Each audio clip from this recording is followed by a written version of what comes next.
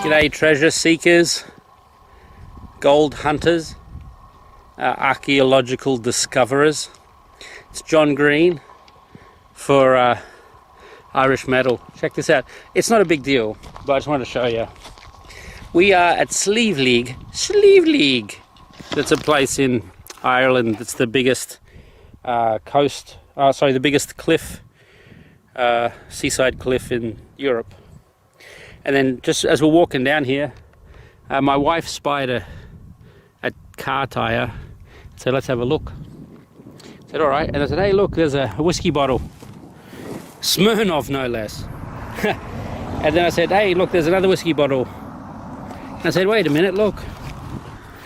There's even a beer bottle stuck in the turf from years ago. What year could it have been? I don't know. It says like 74 on the bottom, but I don't know if that's the actual year it was made. Let's have a look. I hope it's in one piece. Do you want to hold the camera? Yeah.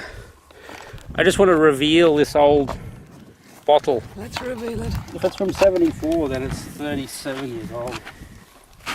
But I don't know if it is. Oops. I don't think that's the year when they make it, no? I don't know, but I just want to... Ha! It is. It's an old bottle. Very something old. in it? Check if something's in it. But this... Oh, a whole bunch of bugs and spiders fell out. Alright. Oh, it's like an ant nest. I'll just stick it back where it belongs. But see this? It's a half pint. It's a half pint beer bottle.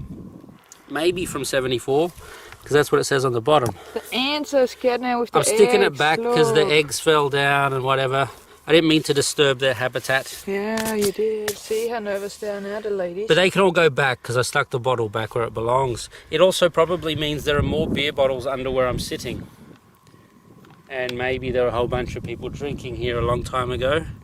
And look at all the turf and stuff grew over the top of it. Half pint beer bottle. This is no idea, but that's a vodka, so that can't be very old at all. I'm sure if you kept digging right here, you would find other artifacts, but I don't think you can legally dig in a national park. So when you saw me pull it apart with my hands, that was just me trying to expose the bottle so we could see how old it was. Still, I like finding old things like that, and I'd get a bit of joy from discovering, you know, ancient bits and pieces. Again, because it's a national park, I'm not doing anything with it. I'm leaving the bottle here, but I'm sure that bottle's at least 40 years old. Half pint. Pretty awesome.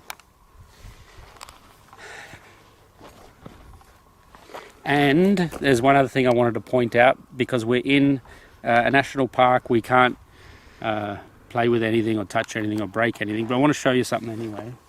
Leave that there for a second. This red is definitely something that people look for when they're looking for gold. This dark red that kind of oozes out. It's not just iron ore. It's some sort of acidic effect that happens to the iron, and it sort of leaches out and bleeds like this. The other great indicator is quartz. There's quartz everywhere here. So you see this red rock, which is always a good indicator. You see quartz, which is a great indicator. And if we just look around the corner, grab my drink bottle. We're gonna... What is... I want to show you some That's veins. a big piece of shit. Veins of quartz. So the thing is, if you always keep your eye open, you'll notice the really white stuff. Sometimes it's a fungus that's growing, or lichen. But in this case, this is little bits of quartz. Nothing to get too excited about on that particular rock, but it is an indicator. And maybe just down here, we'll see that there are some really great veins of quartz. Here's a big chunk.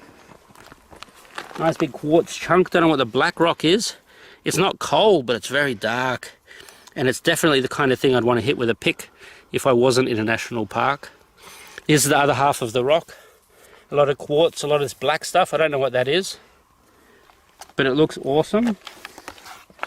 And basically what I'm looking for is fault lines or sort of like wavy lines that have veins of quartz and this red discharge.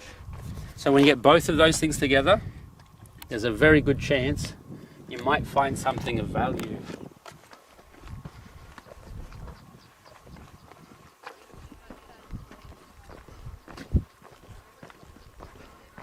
What about this here?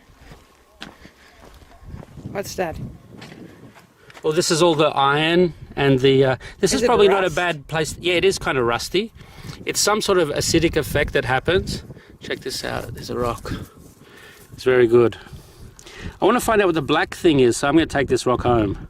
But there's some quartz along here. There's this black rock which I can't identify. There's the iron. And maybe, just maybe, somewhere along this edge here, there's a bit of gold dust. Or a little bit of gold or something in here. So I'm going to wash that when I get it home and have a look at it and see if it's worth anything. See, there's quartz. It's quite nice to look at. But who knows? This is not a big deal. But yeah, I just like to collect stones and rocks. And there's no laws against taking a rock home. Even in Australia, there are some places where you can take as many as 10 seashells or whatever without bothering anybody. Alright, anyway, when we get up there, we'll look at a really big vein and I'll show you what I'm talking about.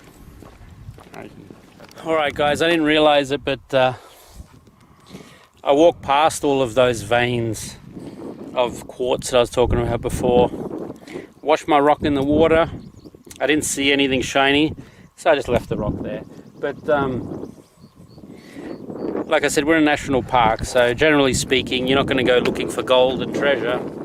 But remember, quartz, that red sort of runny kind of looking iron ore that's going on, or that red dripping looking effect on the stone, and generally just keep focusing on that area and you might find something. You could get lucky. I have not personally, but I've seen some YouTube videos that talk about the same sort of phenomenons, which could mean gold. To be completely honest, there's a lot of mica or vermiculite, and underwater that looks like silver. But be assured it's not silver, it's just vermiculite. And you know, do what you got to do. Get out there, hunt for gold, do it legally. And if you get lucky, let me know, leave a message on the page, subscribe if you like it, or whatever. Okay, thanks for tuning in. Slieve League.